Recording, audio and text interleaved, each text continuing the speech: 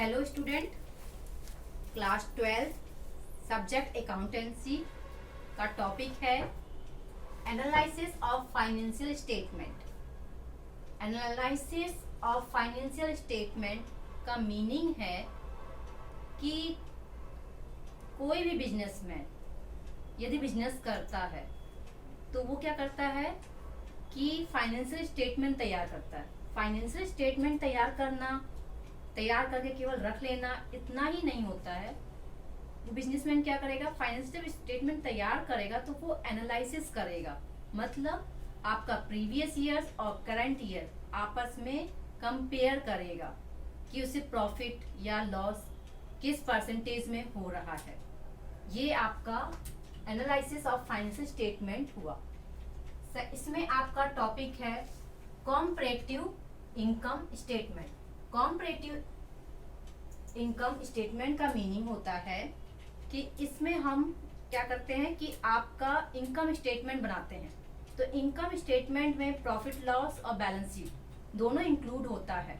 तो इसमें आपका कॉम्परेटिव इनकम स्टेटमेंट और comparative balance sheet two types आ जाएंगे। इसमें प्रीवियस ईयर्स और करंट ईयर्स की वैल्यू दी जाती है जिसको हम परसेंटेज निकालते हैं, और ये परसेंटेज जो हम निकालते हैं इसके फार्मूले के अकॉर्डिंग निकालते हैं। Percentage changed absolute changed upon figure of the previous year into 100। ये फार्मूला यूज होता है परसेंटेज निकालने में।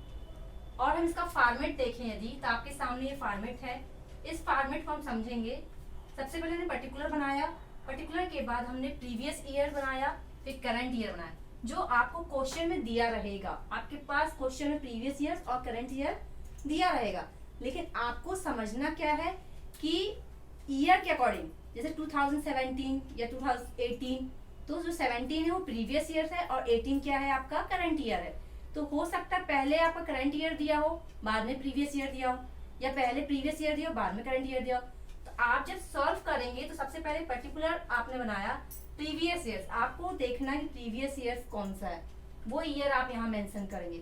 उसको आप क्या कर लेंगे, ए कर लेंगे, ए मान लेंगे। फिर उसके बाद जो करंट ईयर है, जो चल रहा है समय, वो क्या हो जाएगा आपका बी हो जाएगा। और फिर हम आप जब निकालेंगे एब्सोल्यूट, जब चेंज निकालेंगे तो वो सी से आप शो करेंगे। तो सी जो है बी माइनस ए, बी में से ए को माइनस करने पर आपका सी निकल के आएगा। बी जो है वो आपका करंट ईयर है और ए क्या है आपका प्रीवियस ईयर है। यदि पॉजिटिव आता है तो आप डायरेक्ट अमाउंट लिख दीजिए, यदि निगेटिव आता है तो उसको ब्रैकेट में लिखिए। ब्रैकेट में लिखने का मीनिंग है कि वो निगेटिव शो कर रहा है। फिर उसके बाद आपका परसेंटेज, परसेंटेज को हम डी मान लेते हैं। तो डी निकालने के लिए सी अपॉन ए इंटू 100। ये फार्मूला आपको नीचे शो भी किया गया है। इस प्रकार से आप इसको निकालेंगे, जिसमें से आपका पर्टिकुलर प्रीवियस ईयर और करंट ईयर क्वेश्चन में दिया रहेगा, आपको सी और डी निकालना रहेगा। तो इसमें सबसे पहले हम फॉर्मेट में क्या लेते हैं, नेट सेल। नेट सेल में आप यदि सेल और सेल रिटर्न दिया है तो नेट सेल निकालने के लिए आप क्या करेंगे, सेल में से सेल रिटर्न को लेस करेंगे, उसके बाद जो भी आएगा वो आप फिल करेंगे। तो आप नेट सेल लिखेंगे। नेट सेल का अमाउंट आपका प्रीवियस ईयर और करंट ईयर का ले लेंगे। इसके बाद आपको मालूम है सी कैसे निकालना, बी में से ए को माइनस करके सी आ गया, फिर डी हमारा आ गया। उसके बाद क्या है, less cost of goods sold. यदि आपके क्वेश्चन में कॉस्ट ऑफ गुड्स सोल्ड दिया तो उसको लेस करना है। तो लेस करने का अमाउंट आपने यहाँ फिल कर लिया। इसके बाद आप एक लाइन की करेंगे। इस लाइन में आपका क्या होगा, ए में जब आप नेट सेल में से कॉस्ट ऑफ गुड्स सोल्ड को लेस करते हैं तो क्या आएगा, ग्रॉस प्रॉफिट। आपका आंसर क्या आएगा, ग्रॉस प्रॉफिट। कभी कभी क्वेश्चन में ग्रॉस प्रॉफिट ऑलरेडी लेस करके दिया रहता है, लेकिन कभी किसी क्वेश्चन में ऐसा भी होता है कि हमारे पास नेट सेल और कॉस्ट ऑफ गुड्स सोल्ड दिया रहेगा पर ग्रॉस प्रॉफिट नहीं दिया रहता है। तो जब नहीं दिया तो आपको पता होना चाहिए कि नेट सेल में से कॉस्ट ऑफ गुड्स सोल्ड को लेस करने पर क्या आता है, ग्रॉस प्रॉफिट आता है। फिर इसके बाद आपका ऑपरेटिंग एक्सपेंस, तो ये भी आपको क्या करना है, लेस करना है। अब ऑपरेटिंग एक्सपेंस में क्या क्या चीजें आती है, इसमें आपका इनडायरेक्ट एक्सपेंस आता है जो कि प्रॉफिट लॉस में हम शो करते हैं। प्रॉफिट लॉस में इनडायरेक्ट एक्सपेंस और इनकम शो होता है। तो इस बात का ध्यान रखिएगा, यदि इनकम दिया हुआ है तो आप उसको ये भी कर सकते हैं कि नेट सेल में इनकम को ऐड कर दें और फिर जितने भी एक्सपेंस है उनको निकाल लें, और नहीं तो जिस पोजीशन पर इनकम दिया उस पोजीशन पर भी आप ऐड कर सकते हैं। ठीक है, तो सबसे पहले ऑपरेटिंग एक्सपेंस, ऑपरेटिंग एक्सपेंस में आपका क्या आएगा, एडमिशन एक्सपेंस। तो इसमें आपका जो भी अमाउंट है वो आप फिल कर दिया और आगे आपने निकाल लिया। फिर सेलिंग और डिस्ट्रीब्यूशन एक्सपेंस, ये भी आपने फिल किया और इसके बाद आप क्या करेंगे, इसमें जो माइनस करेंगे, तो ये सब लेस है। इनडायरेक्ट एक्सपेंस जितने भी दिए होंगे वो आप लिख लेंगे, फिर आप लेस करते जाएंगे। हर एक स्टेप के बाद हम क्या करते हैं, लेस करते जाते हैं। लेस करने पे जो आएगा वो ऑपरेटिंग प्रॉफिट आएगा। ऑपरेटिंग प्रॉफिट आ गया। फिर ऑपरेटिंग प्रॉफिट में अगर हमने पहले ही बताया आपको कि यदि इनकम दिया है तो क्या होगा, ऐड होगा। तो इनकम हमने यहाँ पे प्लस कर दिया। प्लस करने के बाद आपका जो आता है वो आपका अमाउंट आ जाएगा। तो आपका ऐड किया। अब उस क्वेश्चन में ये देखना है टैक्स दिया है या नहीं दिया है।